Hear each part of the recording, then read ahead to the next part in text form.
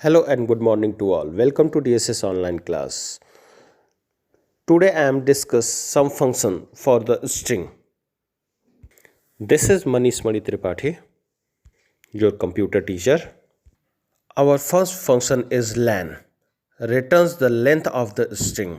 len function क्या करता है कि जो भी मैं स्ट्रिंग के अंदर करेक्टर्स जो भी मैंने अपन ये इसमें स्ट्रिंग लेता हूँ इसके करेक्टर को वो क्या करेगा, काउंट करेगा. Even count in blank spaces also. Okay, let's execute as a practically. हम सारे फंक्शन को एज ए प्रैक्टिकल के थ्रू देखेंगे. ओके, सो डैट मीन्स आपको और अच्छे से वो क्या होगा, क्लियर होगा.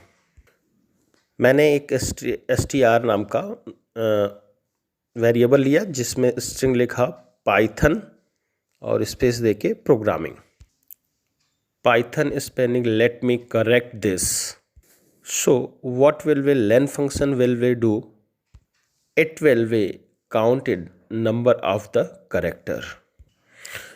So 1 2 3 4 5 6 7 8 9 10 11.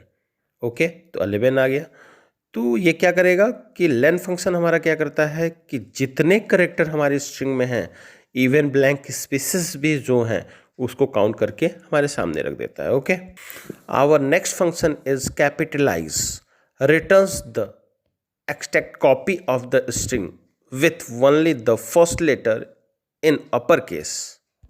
ये क्या करेगा कि जो भी आप स्ट्रिंग लिखोगे उसके फर्स्ट लेटर को सिर्फ ये कैपिटल करेगा और बाकी सब को स्मॉल कर देगा. Let's see str Python programming, and now I will apply str.capitalize. अब देखो उसने क्या किया, फर्स्ट अल्फ़ाबेट को p को क्या कर दिया, इसने कैपिटल कर दिया. अब देखो मैं क्या करता हूँ कि p को स्मॉल कर देता हूँ और सारे को मैं कैपिटल करके देखता हूँ. तो देखिए क्या कर रहा है, ये सिर्फ फर्स्ट लेटर को कैपिटल करता है और सारे को स्मॉल कर देता है. तो ये देखिए कि फर्स्ट को इसने क्या कर दिया, कैपिटल कर दिया और सारे को क्या कर दिया, स्मॉल कर दिया. ओके, अगर फर्स्ट लेटर छोड़ के आप कैपिटल नहीं लिखते हो और सारे को कैपिटल लिख देते हो तो वो क्या कर देगा, फर्स्ट लेटर को कैपिटल कर देगा और सारे को स्मॉल भी कर देगा. ठीक है. Now next function is find. Find name से ही क्लियर है कि ये क्या फाइंड करेगा, सब स्ट्रिंग को क्या करेगा, फाइंड आउट करेगा. सब स्ट्रिंग क्या होता है बेटा कि सब मैंने कोई एक स्ट्रिंग लिखी है और उसका कोई भी एक पार्ट, वही क्या कहलाता है, उसका सब स्ट्रिंग कहलाता है. ओके, और ये दोनों आर्गुमेंट जो स्टार्ट और एंड आपके ऑप्शनल रहेंगे. ओके, क्लास में मैंने इसको डिस्कस भी किया हुआ है. अब एक बार और आप देख लीजिए कि स्टार्ट, अगर सपोज डेट आप स्टार्ट और एंड कुछ भी नहीं देते हो तो क्या करेगा, पूरा का पूरा हमारा स्ट्रिंग को क्या कर देगा, प्रिंट कर देगा. लेट्स एग्जीक्यूट भी करा के देख लेते हैं. ओके, इसको suppose I am taken the string mammals. अब देखो मैंने क्या लिखा, str.find. पहले सब स्ट्रिंग लिखते हैं, मैंने लिखा ma. अब स्टार्टिंग में क्या है, m हमको 0 पे ही मिल गया तो देखो इसका क्या हुआ, 0 इसने शो कर दिया. ओके, अब मैं काम करता हूँ str.find m मैंने सब स्ट्रिंग लिया. अब इसको मैं चेंज करता हूँ ट्रू, इसकी इंडेक्सिंग वैल्यू मैं देता 2,6 पे. अब देखो मैमस में क्या हो, 0 1 2. अब यहाँ से वो क्या करेगा, उसको सर्च करना स्टार्ट करेगा. अब देखो जिस पोजीशन पे उसको ma मिला तो उस पोजीशन उसने दे दिया. तो 0 1 2 के बाद जो मेरी स्ट्रिंग ma स्टार्ट हो रहा है वो 3 से स्टार्ट, तो स्टार्टिंग जो इंडेक्स की वैल्यू है वो उसने 3 दे दिया. ओके, और ऐसा कुछ मैं सब स्ट्रिंग लिखूं जो इसमें हो ही ना तो क्या होगा, ये -1 रिटर्न कर देगा. ओके ओके बेटा, तो हम लोग अब अपने मूव करते हैं नेक्स्ट फंक्शन की तरफ. ओके, अल्फा न्यूमेरिक पे. ठीक है, alpha numeric function. Alpha numeric क्या करता है, returns true if the string contains only letters और डिजिट. ओके, इसमें वो भी होना चाहिए, क्या बोलते हैं कि आपका अल्फा अल्फ़ाबेट्स भी होना चाहिए और डिजिट्स भी होने चाहिए। नाउ मैंने अब लिखा, अगला लिखता हूँ मैं, इसको देखा जाता है कि एज ए प्रोग्राम करके देखा जाता है, देखा जाएगा, ठीक है, कि कैसे। लेकिन ये ध्यान रखिएगा कि ये क्या करेगा, अल्फ़ाबेट्स होने चाहिए और उसमें आपके वैल्यूज़ होनी चाहिए, आपकी वैल्यूज़ होनी चाहिए। ओके, सो देखते हैं हम, पहले स्ट्रिंग लिखते हैं पाइथन 1 2 डॉट एलम इस्लम। देखो इसमें है, दोनों हैं, तो इसने दे दिया ट्रू। अब इसमें मैंने कहीं पे एक स्पेशल कैरेक्टर डाल के देखता हूँ, तो देखो ये क्या कर रहा है, फॉल्स। तो अल्फ़ा न्यूमेरिक फंक्शन क्या कहता है कि इसमें सिर्फ अल्फ़ाबेट्स होने चाहिए और नंबर्स होने चाहिए, इसके अलावा कोई भी कैरेक्टर आता है उसको मैं फॉल्स कर दूंगा। ओके, तो इस फंक्शन में या तो अल्फ़ाबेट्स डालिएगा या तो न्यूमेरिकल वैल्यू डालिएगा। ओके, थर्ड कोई भी चीज़ नहीं होगी आपके स्ट्रिंग में। Now move on our next function is alpha. इसमें ध्यान रखिएगा, इज अल्फ़ा फंक्शन में सिर्फ अल्फ़ाबेट्स होने चाहिए और कुछ भी नहीं होना चाहिए, डिजिट भी नहीं होना चाहिए। अगर हमारे स्ट्रिंग में सारे के सारे स्ट्रिंग ही होंगे या अल्फ़ाबेट्स होंगे तभी वो ट्रू रिटर्न करेगा, अदरवाइज वो फॉल्स कर देगा। मैंने पाइथन लिखा और पाइथन लिख के फंक्शन लिखा इज अल्फ़ा, ट्रू, क्योंकि मेरे सारे के सारे इसमें स्ट्रिंग हैं, सारे के सारे इसमें अल्फ़ाबेट्स हैं। ओके, बट अगर मैं यहाँ पे कुछ डिजिट लिख देता हूँ तो देखिए क्या करता है, फॉल्स कर देगा ये। ओके, इवन अगर इसमें ब्लैंक स्पेस भी हो जाता है तब भी वो क्या कर देगा, फॉल्स कर देगा। ओके, इज अल्फ़ा न्यूमेरिक में क्या था कि अल्फ़ाबेट्स भी होते थे और न्यूमेरिक भी होता था, और इज अल्फ़ा में सिर्फ अल्फ़ाबेट्स होंगे, न्यूमेरिक कोई भी वैल्यू उसमें नहीं होगी, ध्यान दीजिएगा। Okay, so next function is, हम लोग मूव करते हैं our next function is digit पे। ओके, तो इज डिजिट फंक्शन क्या करता है कि जो भी इंटर करूंगा इसमें वो डिजिट ही होना चाहिए, अदरवाइज मैं फॉल्स कर दूंगा उसको। ओके, देखो मैं क्या, इसका चलो प्रैक्टिकल करते हैं। इसमें मैंने क्या किया कि इसमें दोनों लिख दिया, न्यूमेरिक वैल्यू भी लिख दिया और अल्फ़ाबेट्स भी डाल दिया, और डॉट इज डिजिट फंक्शन का यूज़ करते हैं तो क्या रिटर्न कर रहा है, फॉल्स। और अगर सिर्फ इसमें डिजिट लिखा जाए तो ये देखो क्या करता है, 34 लिखा और I am applying is digit function, देखो ट्रू, ट्रू कर दिया।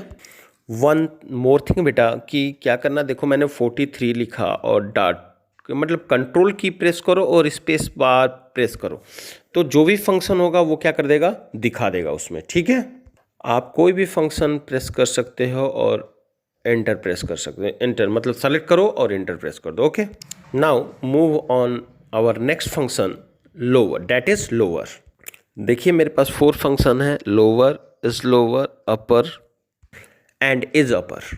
देखो लोअर और इज लोअर में क्या डिफरेंस है कि लोअर क्या करेगा कि जो हमारे स्ट्रिंग में जो भी कैरेक्टर हैं उसको लोअर केस में क्या कर देगा, वो कर देगा।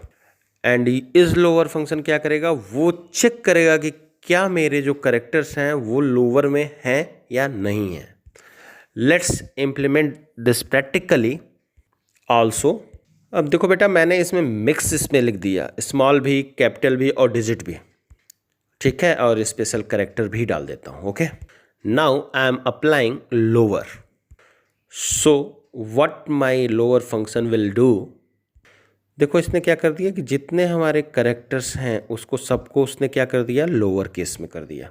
अगर मैं यहाँ पे लिख दूँ अपर, तो जितने भी केस कैरेक्टर होंगे चाहे वो लोअर हो चाहे अपर हो, वो सबको क्या कर देगा, अपर में कर देगा। Okay, this function will be convert all the character in upper case. Okay, ये देखिए उसमें भले क्या होगा कि एरर वो नहीं शो करेगा कभी भी, उसमें कोई भी स्पेशल कैरेक्टर हो चाहे जो भी है, लेकिन जो भी मतलब कैरेक्टर्स हैं उसको अपर और लोअर में वो कन्वर्ट कर देगा। ओके, इसी के साथ मेरा फंक्शन आता है इज लोअर एंड इज अपर। वो चेक क्या करता है कि वो क्या है, लोअर है या अपर है, हमारा कैरेक्टर जो है कि नहीं है। ओके, देखो मैंने यहाँ पे सारे स्मॉल लिख दिए और इज लोअर लगा दिया, तो क्या रिटर्न किया, ट्रू। ओके, इसमें हमारे स्पेशल कैरेक्टर हैं लेकिन जो हमारे केस कैरेक्टर हैं वो क्या है, लोअर केस में है। ठीक है, इसलिए इसने लोअर कर दिया, एरर कोई नहीं दिया।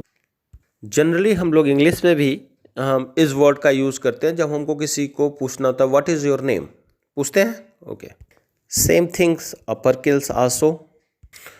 अब मैं यहाँ पे इस अपर फंक्शन का यूज़ कर रहा हूँ और यहाँ पे मैं क्या करता हूँ, दो ही को क्या करता हूँ अपर केस में कर लेता हूँ और चेक करके देखता हूँ क्या होता है। तो ये रिटर्न क्या कर रहा है, वहाँ पे क्या रिटर्न कर रहा है, फॉल्स। क्यों? मेरा इज अपर फंक्शन क्या कहता है कि जितने हमारे इसमें कैरेक्टर्स होने चाहिए सारे अपर केस में होना चाहिए, मतलब कैपिटल में होने चाहिए। अदरवाइज कोई भी स्मॉल हुआ तो वो क्या कर देगा, फॉल्स रिटर्न कर देगा। ओके, तो ये क्या करेगा, फॉल्स रिटर्न कर देगा। अब इसको सबको मैंने करके सही करके देखो, यहाँ पे ट्रू दे दिया। ओके, आपका इज लोअर इज अपर सारे फंक्शंस भी डन हो गए। Okay, now is strip function क्या करता है, स्ट्रिप में किसी भी चीज़ को रिमूव करने के काम में आता। देखिए, returns the string after removing the space on the left of the string and R strip क्या करेगा, ये राइट साइड से रिमूव करेगा किसको, स्पेस को। लेट्स सी str, मैंने स्ट्रिंग लिखी वेलकम और इसमें डाल दिया, दे दिया एल स्ट्रिप। अगर मैंने कोई इसमें आर्गूमेंट नहीं दिया तो ये लेफ्ट साइड से क्या किया, आपके स्पेस को रिमूव करेगा, बट राइट वाला नहीं करा। राइट के लिए हम क्या यूज़ करेंगे, आर स्ट्रिप। ठीक है, अब देखिए आर स्ट्रिप किया तो ये राइट वाला भी स्पेस को ख़त्म कर दिया। सपोज दैट कोई भी हमारे पास वो नहीं है, स्पेसेस नहीं है, str मैंने वेलकम लिखा, ठीक है, और str इसमें ब्रैकेट में लिख दिया WE। तो अब देखो ये क्या कर रहा है, देखो यहाँ पे जो लिखा जा रहा है WE, अगर यहाँ पे मैं E लिख दे रहा हूँ तो वो लेफ़्ट साइड में तो है नहीं, लेफ़्ट साइड में होना चाहिए। लेफ़्ट साइड में अगर उसके कॉम्बिनेशन में होना चाहिए, अगर नहीं है तब वो पूरी स्ट्रिंग रिटर्न कर देगा। अगर है, देखो WLE मैं लिख के कर रहा हूँ तो देखो कम वापस कर दे रहा है वो। ठीक है, तो उसके कॉम्बिनेशन में होना चाहिए, कहने का मतलब अगर कॉम्बिनेशन में नहीं है तो वो कुछ रिटर्न नहीं करेगा। Same case with your R strip पे, मतलब आप सेम केस पे आप काम कर सकते हो आर स्ट्रिप के लिए भी। ठीक है, तो ये सारा कुछ समझ में आ रहा है ना, देखते रहिएगा, समझ में आ रहा होगा। कोई दिक्कत होगी तो पर्सनल व्हाट्सएप पे उसको पूछ लीजिएगा मैं, ठीक है। अब इसके बाद से आर स्ट्रिप का यूज़ करते हैं। इसमें आर स्ट्रिप में क्या करना होगा,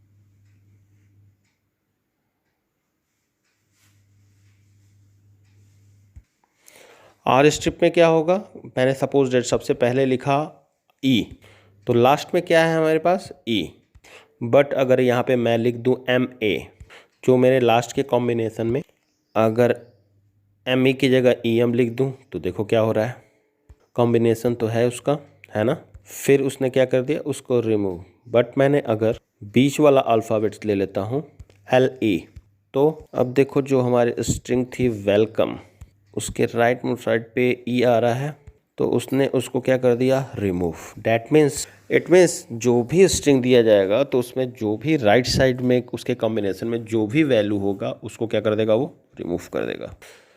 सो I hope this concept is clear now. So thank you, have a nice day. अभी के लिए बस इतना ही, ठीक है। Now next topic is next class. Thank you.